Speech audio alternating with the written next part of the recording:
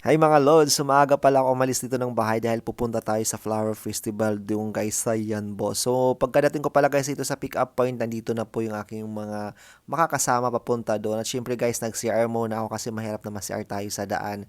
So mas maganda prepare tayo. At yung guys, nakaalis na pala kami dito, mga 7:30 na kami nakaalis dito sa Jeddah papunta sa Yanbo. So yung travel pala namin guys is more than 5 hours. So pagkadating namin dito sa Yanbo guys, is dumiretso muna kami dito sa lake dito guys, yan sa Yanbo. So pagkadating pala namin dito guys, syempre na lahat ng mga sakay guys ng bus. So syempre mihi muna kami, and after naman guys namin nagdawar-dawar naman kami, namasyal kami dito sa park nito, pictorials, kasi ang ganda dito. So actually guys, this is my second time around po dito sa the lake po ng Yanbo dito guys, itong park na ito. So ang ganda dito guys, napasyalan din kasi malamig siya, tahimik, and ang luwang nito guys kasi sobrang ganda talaga, good for the family bonding, friends bondings, or date bondings. Maganda dito, nakaka-relax. So, syempre guys, lahat po ng mga kasamahan ko dito is may kanya-kanyang posing dito. Syempre, souvenirs natin yan kasi minsan lang naman. At syempre guys, mayroon kaming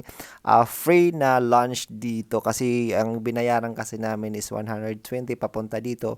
May free na siyang lunch at saka may free na siyang dinner din. And after namin guys naman dito sa the lake ng yan boys, pumunta naman kami dito sa the Old Town Ballad guys dito. So bali nakapunta na rin ako dito. This is my second time around din po. So after naman po namin dito maggalagala at pictorials, pumunta naman po kami doon sa seaport dito yan guys sa Yanbo. Sobrang ganda ito guys. Napakaganda talaga dito. So bali guys, sasakay pala kami dito ng yacht. So yung bayad pala nito guys dito is 300 po ang isang yate na babayaran namin. Magre-rent kami dito.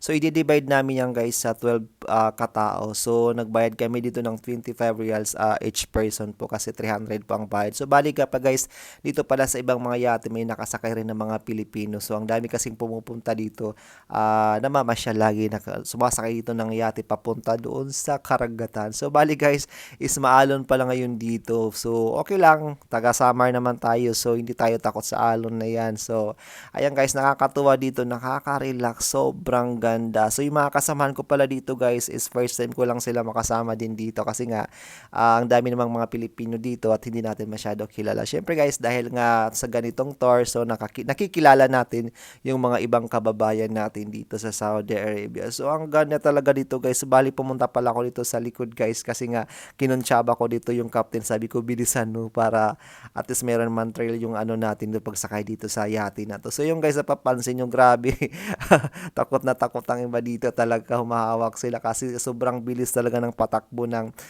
captain. Kinuntsaba ko talaga yung captain na bilisan niya talaga yung parang itatalon-talon itong sinasakyan namin kahit malalaki yung alon. Nakakatuwa. Medyo nabasa lang ako ng konti dahil nga sa sobrang lakas ng ano ng alon. Pero sobrang nag-enjoy naman kami dito. Sobrang enjoy talaga. Wala akong masabi. So, bali guys, yung binayad namin dito na 300 reals is, guys, is inabot yan guys ng isang oras. Bali, inikot-ikot kami dito. Hindi naman inikot-ikot. Nag-travel kami dito sa karagatan guys ng Yanbo. Sobrang saya. Syempre guys, satisfied naman kami sa binayad namin. Nag-enjoy naman kami dito. Iwan ko lang yung mga kasamahan ko kung nag-enjoy sila. Kasi feeling ko parang natakot sila. Bali ako lang talaga yung nag-enjoy dito kasi tuwang-tuwa talaga ako. Grabe, tawa ko pala dito, tinatawanan ko sila. Sorry guys, pasensya na kayo guys. Para naman may thrill yung ano natin. So yung guys, after pala namin sa 1 hour na pag-ikot, bumalik na rin kami dito at pumunta na kami dito sa pinakapupuntahan talaga namin, yung Flower Festival guys dito sa Yanbo. So bali guys, pagdating namin dito sa Flower Festival guys, so bali bibili ka pala guys dito ng ticket worth 15 reals. Yun po ang entrance dito and makakagala ka na dito sa loob mismo ng Yanbo. Bali ito pala guys ang entrance dito pagpasok nimo. Ang ganda, meron siyang pa-swimming pool. Siyempre guys, bawal dito maligo. Design lang yan, di ba? At ang ganda ng mga flowers dito. Pag pasok mo pa lang, makikita mo agad yung mga flowers. Iba't ibang klase ng design. Gumawa sila ng mga pabov, butterflies, at iba pa. Napakaganda guys, napaka-relax. Good talaga guys for the Valentine's Day. Kung meron kang jewakers na nandito guys sa Saudi Arabia, nasa Jeddah, pwede kayo pumunta dito sa Yambo Flower Festival kasi ang ganda guys. Mag-i-enjoy kayong dalawa dalawa. Bahala na kayo kung anong gagawin niyo after dito. Basta sobrang ganda pala dito. Is ito guys na mayroon pala dito parang diwata. Sobrang ganda niya guys, parang si Mama Mary, di ba?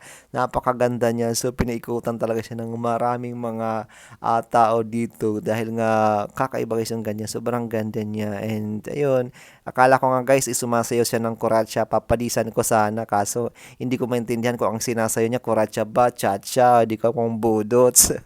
Sayang hindi ko alam. So, ayun guys, nag-enjoy naman kami dito. Napakaganda. Syempre, kinuha natin siya ng video kasi nga pang content din natin. Sayang din naman yung pinunta natin. Sayang naman yung binayad natin kung wala tayong mga souvenirs dito sa loob ng Flower Festival ng Yanbo. So, yun guys, maraming salamat po. Uwi na po kami dito kasi hanggang alas 6 lang kami dito ng hapon. Babalik na kami ng Jeddah. So, nang pauwi na kami pala guys, duman pala kami dito sa Kabsahan. Kumain muna kami dito ng dinner. Free ang guys sa aming binayad na 120. So, bali, ang binili lang pala namin dito guys is rice kasi may ulam na po na dala po yung organizer. So, yan guys, maraming salamat po na wala na ako ng boses. Thank you so much for watching. Mama.